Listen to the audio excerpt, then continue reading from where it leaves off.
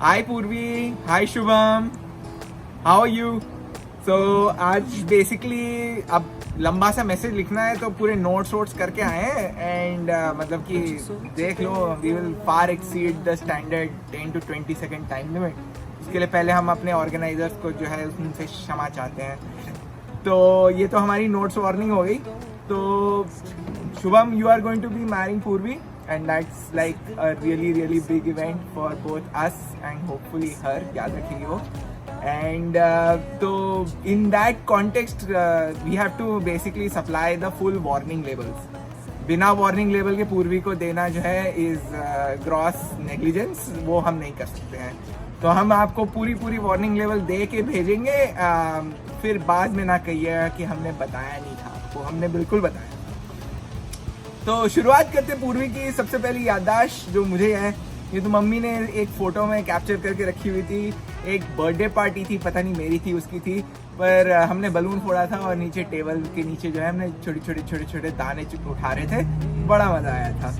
तो उस समय भी वो काफी शैतान थी मेरे, मतलब कि मैं उससे बड़ा था पर बहुत उसने ज्यादा उठाई थी। तो एक सबसे इम्पॉर्टेंट चीज़ जो पूर्वी के बारे में पता होना चाहिए, जो उसके लिए हिस्टोरिकली वो फेमस रही है, कि वो मक्खियाँ पकड़ती थी। ये था during our very early days. Purvi जो है सोफा के पीछे जाती थी, एक कोका कोला बोतल होती थी हाथ में और नीचे होते थे क्या कहते हैं, मक्खियाँ। मच्छर भी नहीं, मक्खियाँ। और मक्खियों को वो कोका कोला बोतल में फट से दबा के रख लेती थी। उसके रिफ्लेक्सेस जो है वर एक्सट्रीमली शार्प। तो they are still sharp today, they are about as sharp as her tongue. तो that I think you already know. ठीक है, तो नेक्स्ट ये थी कि अब ये मेरे सुबह उठ के एक हॉरर स्टोरी हुई थी। तो दिस इज व्हेन पूर्वी was like during her early days with mathematics, which I know is such a favorite subject for Purvi. She loves it with her heart in all the very senses that I cannot say. पर यह है कि ये horror story तो मुझे सुनानी पड़ती है बिकॉज ये वार्निंग लेवल पूर्वी के साथ आता है कि गणित में शायद is not necessarily what she wants to do in life. तो सुबह 4:30 बजे मैं उठा हूँ, मैं अपने एग्जाम के लिए पढ़ रहा हूँ। सुबह 6 बजे पूर्वी कपूर उठती हैं, आती है, भैया को बोलती है भैया प्लीज़ मुझे एग्जाम के लिए पढ़ा दो, मुझे कुछ नहीं आता। अच्छा, मैंने कहा ठीक है मैं पढ़ा देता हूँ, किताब लेके आओ, मैथ का एग्जाम है। उसने किताब दी मुझे, कुछ यूनिटरी मेथड या कुछ और था, पढ़ा रहा था। मैंने उससे बोला देखो ऐसे करते हैं। उसने कहा भैया ऐसे नहीं पढ़ते, मैं एक काम करती हूँ, मैं एग्जाम्पल रट लेती हूँ, अगर वैसे का वैसा क्वेश्चन आ गया कॉलेज में, मतलब कि एग्जाम में, तो मैं आंसर कर दूंगी, और अगर पुट्ठा आ गया तो मैं छोड़ दूंगी। और मेरी शक्ल ऐसे मुंह खुला का खुला हो, क्योंकि मेरे से तो समझ में नहीं आया कि कोई मैथ के एग्जाम पे रट के जा सकता है, but warning level has been adequately given. ठीक है, अच्छा नेक्स्ट ये है कि पूर्वी में एक कम्पिटिटिव स्पिरिट, एक जोश है जो कि सबको पता है। क्या कहते हैं, वो रूम में आती है तो पूरा रूम खिल जाता है। Anybody who has seen and work with Purvi will realise this, that she comes in with a smile, she makes everybody smile. तो ये तो इसके एकदम खास बात है। I have not seen anybody like my dear sister who can do this in any room at any point of time. तो पहले तो अब देखो, मैंने उसकी बुराई कर दी थोड़ी मैथ में, उसको थोड़ा साइड में रखें, पहले उसकी अचीवमेंट्स भी थोड़ी ग्लोरीफाई की जाए। स्टेट लेवल पे उसने बास्केटबॉल खेला हुआ है। She has done multiple swimming championships. She has won debates, contest, organized debates and contest in college.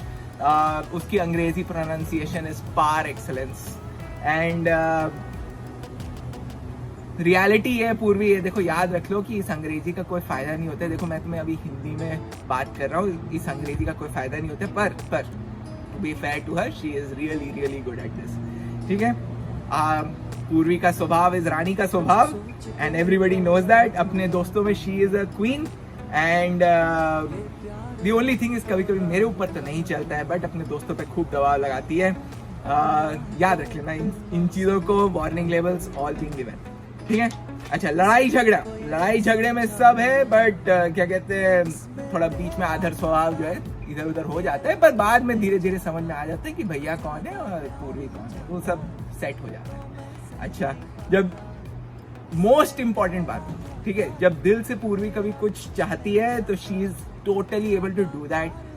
पूर्वी के दिल में था कि मुझे एक अपने लिए डियो चाहिए. She wanted a scooter for herself. And पापा ने सिर्फ एक और एक चैलेंज दिया था कि तुम अपने क्लास के टॉप फ्यू में आ जाओ, टॉप 3 में आ जाओ, इस टाइप का कुछ था. एंड हिदर तो पूर्वी ने कहा ये तो इम्पॉसिबल चीज़ है, पर गणित तो हमारे एकदम अमेजिंग सब्जेक्ट है, ऐसा कैसे हो सकता है. पर lo and behold, this was during her 9th and 10th years. She actually managed to hit the top few of her class and she got her DO. That was something that I think she really cherished. Then उसके बाद फिर उसने तेज चलाई वो गाड़ी, again warning label, तेज चलाई गाड़ी, पैर तोड़ लिया, उसके बाद फिर हॉस्पिटल पहुंच गई, उसको फिर धीरे धीरे सीना पड़ा. तो warning label comes on both side. जो चाहती है वो एकदम कस के कर लेती है, ले आती है, अपना दिल की कामनाएं पूरी करती है, और उसके बाद फिर गाड़ी तेज चलाती है और फिर पैर तोड़ लेती है. तो ये सारी वार्निंग लेबल्स मिल गई हैं. अच्छा, अब एक इतनी दूर से हम बात करें तो एक चीज हमें कहना एकदम इम्पोर्टेंट है. हम दूर हैं physically, I am not there with you Purvi, I am really sorry about that. हम दूर हैं पर दिल से दूर नहीं.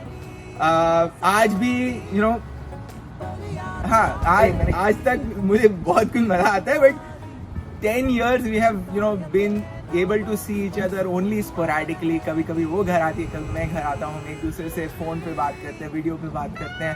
पर as I said, physical distance does not make the distance between a brother and sister grow apart.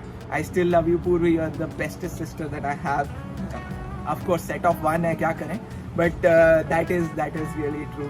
We are far apart in distance, but we are not far apart in our hearts. तो अब क्या किया जाए. पता चल रहा है कि Purvi is marrying into the lovely Mishra family. मानू, देखो तुम लौते इंजीनियर हो, इधर संभाल लेना. आई थिंक ये रिस्पॉन्सिबिलिटी हम जरा थोड़ी सी ट्रांसफर कर ले रहे हैं. अपने कुछ दिक्कत हुई तो सेटिंग वेटिंग कर लेंगे हम लोग, ठीक है. अच्छा, last we are coming to Shubham. Shubham, I have only met you for a very brief period of time. I know you love your music and you and Purvi are an amazing couple. Mr. Mishra, Mrs. Mishra, you have brought up 2 amazing sons. Manu, you're the engineer in the family. I think you know what responsibility that means, one engineer to another. Okay. As a brother, it is my duty and responsibility to protect my sister and to make sure that she is going to be loved, protected, and taken care of in her new home. As our 2 families join together, you have a new pataka in your hands, I think, but a person you will love for many years to come. I think it is with sweet and little bittersweet memories that I'm saying that my sister is going to the Mishra family, but she will still be my sister in heart of hearts and days of days. So Purvi and Shubham, I am wishing you all the best in the life that you have now and that the life that you will bring for many years to come. That is all I had to say. Hi Purvi, I cannot possibly follow what Divya said, but I just wanted to let you know that when I came into your family, you made me feel really loved and really welcome, and you are my favorite member of the Kapoor family.